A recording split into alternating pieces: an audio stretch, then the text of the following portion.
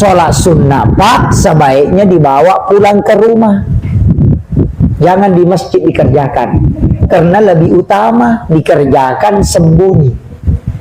Kalau yang wajib nampakkan, zakat dinampakkan, haji dinampakkan, sholat fardu dinampakkan. Kalau yang sunnah usahakan sembunyi supaya menjadi amal rahasia namanya. Makanya sholat sunnah Rasulullah mengatakan la taj'al buyutakum maqabira, jangan kau jadikan rumahmu sebagai kuburan. Artinya jangan sampai rumahmu kau hanya tempati saja tidur, tidak kau tempati sholat. Makanya saya mengatakan nawwiru buyutakum biqiraatil Quran wassalah, terangilah rumahmu dengan Al-Quran dan sholat.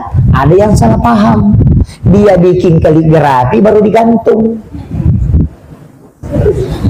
tapi tidak dibaca.